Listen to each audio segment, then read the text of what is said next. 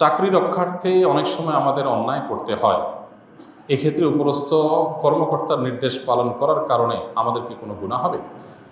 ভাইরা আমাদের অনেক ভাইরা আছেন যারা মনে করেন যে আমি তো আমার ডিউটি পালন করছি, আমি আর কি করব, আমি তো উপরস্থ বস বা কর্মকর্তার নির্দেশ রক্ষা করছি, আমি নিজে থেকে তো কোনো অন্যায় করছি না, অতএব এটার জন্য বোধহয় আমার কোনো দায় থাকবে না। পরিষ্কারভাবে তারা শুনে রাখেন, আল্লাহ রাব্বুল আলামিনের কাছে নির্দেশদাতার অপরাধের যেরকম বিচার হবে, নির্দেশ তামিল করে যিনি অন্যায় করেছেন, অপরাধ করেছেন, বাস্তবায়ন করেছেন, তারাও আল্লাহ তাআলা কি করবেন? বিচার করবেন।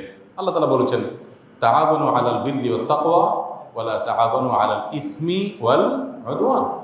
তোমরা ভালো কাজ, তাকওয়ার কাজে একে অন্যের সহযোগী হও, আর পাপ এবং সীমালঙ্ঘন, আল্লাহর অবাধ্য হওয়ার মতো কোনো কাজে কেউ কারোর সহযোগী হতে পারবে না। আমার আত্মীয় স্বজন, তার মুখের দিকে তাকে একটা অন্যায় করলাম, স্যার বলছেন নির্দেশ, তাই আমি চাকরি রক্ষার্থে করলাম, কোনো আল্লাহ তাআলার কাছে এই সমস্ত এক্সকিউজ কাজে আসবে না।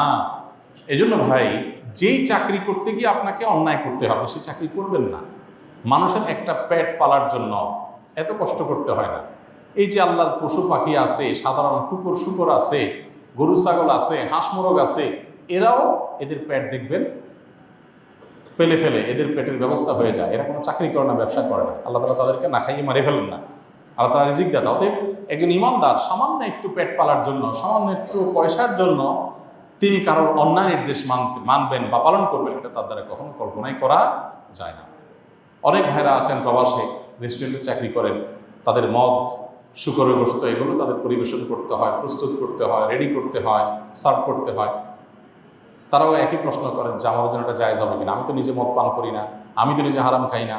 উত্তর একই, আপনি হারাম না খান, যে হারাম খাবে তাকে আপনি সহযোগিতা করবেন। অতএব আপনি কে নিজে তামিল করেছেন, আরেকজন নির্দেশ বাস্তবায়ন করেছেন, নির্দেশদাতা অপরাধী, আপনিও অপরাধী, কোনো রক্ষা হবে না। মনে রাখবেন, সেই কাজ করা জায়েজ নাই যে কাজ করতে গেলে আমাকে অপরাধে লিপ্ত হতে হয়, অপরাধ সংগঠন করতে হয়, সেই কাজ করা আমার জন্য জায়েজ নাই। নিজের আখিরাত রক্ষা করবার জন্য সেখান থেকে আমাকে সরে আসতে হবে। এবং এই বিষয়টি না বোঝার কারণে আমরা অনেকেই নিজের অপরাধগুলোকে আমরা অপরাধ মনে করি না। আমরা মনে করি আমার কি দোষ, আমি তো হুকুমের গোলাম, তোমাকে তার গোলামি করতে কে নির্দেশ করেছে? লা তাআতা লিমাখলুকিন ফি মাসিয়াতিল খালিক। আল্লাহ রাব্বুল আলামিন কোনো কিছু নিষেধ করেছেন, পৃথিবীতে এমন কোনো সত্তা নেই যার নির্দেশ মানা যাবে আল্লাহর সেই নিষেধাজ্ঞাকে অমান্য করে।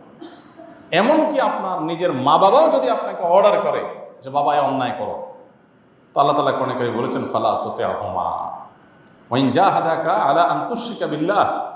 আল্লাহর সাথে শরীক করো এই নির্দেশ যদি বাপ মাও দেয়, যেই কোনো অন্যায়ের কথা যদি বাপ মাও বলে, তাহলে ফালা তুতি'হুমা, তাদের ওই কথার অনুসরণ করা যাবে না, ওই কথা মানা যাবে না। অতএব বস তো বস, চাকরি তো চাকরি, জন্মদাতা মা বাবা যদি অন্যায় করতে বলে সেটা করা যাবে না। বিধায় আপনি হুকুমের গোলাম, আমি অর্ডার তামিল করেছি, এই কথা বলে আল্লাহর কাছে পার পাবেন না। আল্লাহ তাআলা আমাদের সবাইকে সবসময় সততার উপরে, নিষ্ঠার উপরে পরিচালিত করার নিজেদেরকে আল্লাহ তাআলা তৌফিক দান করুন, এবং সব ধরনের অন্যায়, সব ধরনের অবিচার, সব ধরনের জুলুম, সব ধরনের গুনাহের কাজ, পাপের কাজ, এটা থেকে বেঁচে থাকতে হবে। আমাদের অনেক ভাইরা আছেন ছোটো ছোটো চাকরি করেন, স্যার মদ খাবেন, নিজে মদ খায় না, স্যারের মদের বোতলটা গাড়ি থেকে এনে দিতে হয়।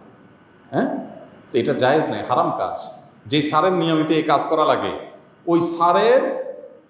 ওই স্যারের চাকরি ছেড়ে দিয়ে প্রয়োজনে রিক্সা চালাবেন, প্রয়োজনে অন্য কিছু করবেন। আমি জানি এই পৃথিবীটা বড় সংকীর্ণ হয়ে আসছে। আজকে এক ভাইয়ের একটা লম্বা চিঠি পড়লাম, দুঃখ করে লিখছেন যে আমি হেদায়েতের পথে আসছি বেশি দিন হয় নাই, এখন দেখি পায়ের তলায় মাটি নেই, সৎভাবে ব্যবসা করতে গেলে যান বাঁচে না এমন অবস্থা। কারণ সৎ অসৎ ব্যবসায়ী, এদের মধ্যে একজন সততার সাথে থাকতে গেলে তার জিনিসের দাম বেশি হয়, মানুষ বেশি দিয়ে কিনতে চায় না, নানামুখী বাধা আসে। ভাইরা আমার, পৃথিবীটা মুসলমানদের জন্য সংকীর্ণ। ওয়াদাকাত আলাইনাল আরদু বিমা রাহাবাত, যতদিন আসবে তত আমাদের জন্য পৃথিবীটা ছোট হয়ে আসবে। যেখানে যাব অন্যায় অনাচার, এটা করা যাবে না, ওইটা করা যাবে না, এটা কিয়ামতের লক্ষণ।